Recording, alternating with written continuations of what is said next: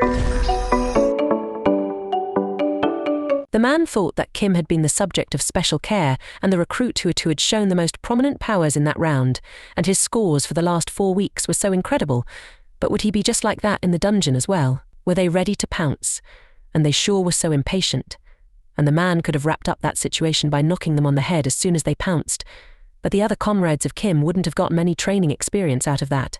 Kim had just said that the hounds were coming, and he thought that he was so considerate. The other man asked what that was and if they thought that was in a package. Just then the hounds got closer, and others got scared to see that. Kim told them not to get scared and that the protective suits were so strong. He guessed that he would take the lead and asked who wanted to come at him first. The hounds got so close to them all. Kim hit one of the hounds to make it fall and die. He saw that one was about to attack his comrade, and that boy asked for help. Kim just kicked that hound, and as it hit the terrace, it was killed. Kim said that if they bit that boy, he had to fight back with them, and they would think that the boy was an easy prey and get scared. And why was he using honorifics when they were comrades? The man agreed and apologized. Kim continued, stating that if that were the real situation, 2 people would have been dead by that time. Since they had more in numbers, they needed to use that to their advantage and put pressure on them. If they pressured them, they were going to be startled. So keep concentrating and wait for that tension to loosen. One of the 2 inspection men said, "Was Kim really just a recruit?" The second one asked if he was talking about Kim. One said that normally scared recruits like that couldn't do anything once they lost their heads. But because of Kim's lead, they were all recovering from their fear, and could that be the Hunter Corps sergeant returned to the date before his enlistment? The second said that such things were only possible in novels. Then they finally defeated the hounds, and the second man stated that Kim didn't just try to solve that with his own physical strength, but used leadership by encouraging his teammates and cooperating with them. So Kim was the one who would get the highest score, and the others would get the average score. And then those 2 came in front of Kim's team and appreciated their work. One could tell that those 2 were instructors. As they walked, Kim asked if they had given them scores by hiding, and if he was going to recover the vacation pass. One of them told him to shut up, and asked if he really thought they would tell him. Kim asked Yang if they were just concerned about the recruits, and if they were such big sunderers. Just then, something of blue color appeared in front of them, and one of them said to inform others about it outside. One boy wondered what was happening there suddenly, and if there was an earthquake. Kim replied that it wasn't an earthquake but a transforming dungeon, and it was happening at that very moment. The boy asked what would happen after that, and then seemed worried about the gate, because it was closing by itself. What the hell was going on there? The instructor told them to keep quiet. Kim mentioned that it was too late to leave, and that wasn't good. One instructor tried to connect with the mic, but told Kim that the radio was dead, and the dungeon had transformed too quickly. The second said that they had over a month before the internal structure changed again. Then they thought to evacuate those students to a safe place first. As they took them, one mentioned that there was an unexpected occurrence in the dungeon, but they didn't have to worry. They would wait for an hour there and see if the dungeon's gate would open again as mentioned in the manual. They were shocked to hear that they could exit if they waited for an hour, and that was a relief, because he thought they would be stuck there and was so scared. The instructor said that he was sure those outside were trying to assess the situation from there as well, and that the lieutenant would take proper steps, so all they had to do was wait normally instead of worrying. Kim wondered if that was so, and the reason they kept training there was that they were sure the dungeon would not have any unexpected situations like that. The unexpected situation was quite ominous, how the dungeon entrance that was always open would suddenly close. Just then, the instructors began to talk at some distance. Kim thought it was as he expected, that the instructors were aware the situation wasn't looking good, and even though they reacted calmly, there was a good chance there was no actual manual for such situations. If the dungeon had transformed into an enclosed dungeon like he thought, that might be harder to defeat than he thought. There was something similar in his guard as well, but that was just a complicated situation, not the worst, and since he was there, the instructors moved to a distance to talk, and one of them said that he knew Gani was the worst scenario and was sure the other one already knew. But they were shocked that the dungeon had transformed into the enclosed dungeon. The other one expressed disbelief, saying that it was really enclosed. The first one asked if the other had any idea about that.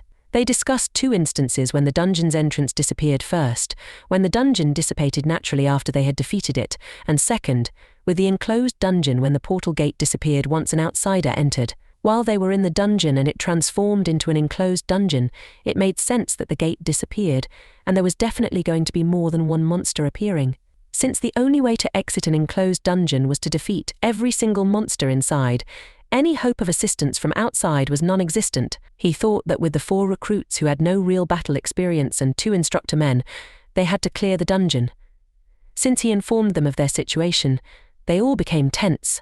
They didn't know which monster would appear in front of them, and if they were unlucky, it would be the end of their lives. But they couldn't just sit there, they had to keep moving while they still had most of their strength. It would have been better if the instructors were fully equipped. At that rate, they would be totally annihilated even if they encountered goblins. Since it would take more than 10 minutes for him to take down 1 goblin, the most successful and realistic plan of action would be to utilize the protective suits that the recruits had equipped. Despite those suits being stupidly dense and heavy, if they used their defensive capabilities and put the recruits up front, they could defeat the monsters while trying to hold out. But those boys trusted them and had endured their grueling training so far, and using their juniors as meat shields when they were the seniors went against his self-esteem. While walking, a boy mentioned that the dungeon incident happened when they were in the last week of training. Just then, Kim felt something, so he looked up. One instructor asked him if there was any problem. Suddenly, one instructor screamed and fainted there. The other rushed to him, but Kim told them not to go as there wasn't any way to save him. Unfortunately, the second instructor ended up with the same thing. Kim told the other 3 boys not to get closer, or they would face the same situation. Kim approached the instructors and thought that he didn't have to be serious because they had only fainted, and he wasn't surprised by that. He thought he smelled something familiar. He then threw those 2 instructors towards the boys and told them to catch them and just stay close to the exit and not to follow him. One boy asked where Kim was going and mentioned that it might be dangerous for him, especially since the instructors were fainted. He said that Kim might die and questioned if he was so crazy. Kim ignored those words and ran away from there. Kim thought that he was so excited that he could die there and that such things did exist on Earth. He was reminded of the demonic energy, which the reason for the instructors was fainting. It wasn't surprising to see the awakened instructors passed out, as even his guardians were veiled with special protection that guarded them against demonic energy before facing monsters, and that protection was much more fatal to ordinary humans. He likened the demonic energy to dark mages as the equivalent of a charger for a dead phone. As he continued, he saw the source of the dense demonic energy. The area was all pink and quiet, and he couldn't find any traces of any monsters there. He looked up at the monster and wondered how they could reek of such demonic energy and remain hidden when facing a dark mage. He didn't even dream about facing a dark hound there.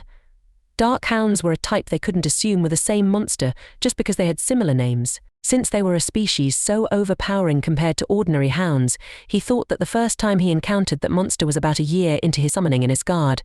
He nearly died because he had never seen such a monster in all the monster guides on Earth and tried to attack it. As the dark hound moved to attack Kim, he said that he was glad to see a familiar face and thanked it for the meal, then punched the hound.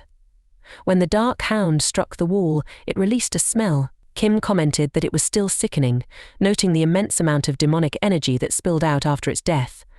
That's why dark hounds were hard to defeat. They had venomous blood, and when ordinary humans came in contact with it, their skin would rot. He noticed his veins showing, but he commented that none of that applied to dark mages. Kim felt excited to absorb demonic energy for the first time after such a long while, estimating that he was about 5% charged. But what was the dark hound? And why could it normally be found in Asgard? He wondered about encountering it in such a place. While he did consider that it would be possible for monsters on Earth to harbour demonic energy, he thought that this was the first instance, judging by the instructor's reactions. There was no mention of demonic energy or that hound during the military education at the training centre, and the possibility of the dark hound managing dimensional travel on its own was non-existent. Such feats could only be done by someone like him, who had reached the peak of dark magic powers, or by a saint who could utilize God's power, a capability that wasn't accessible to just anyone. Kim wondered if he was overthinking something that was actually minor, so he decided to find the corpse. He would need it to make a report, and soon enough he found it. Hi guys, don't forget to like, comment and subscribe if you enjoy the content.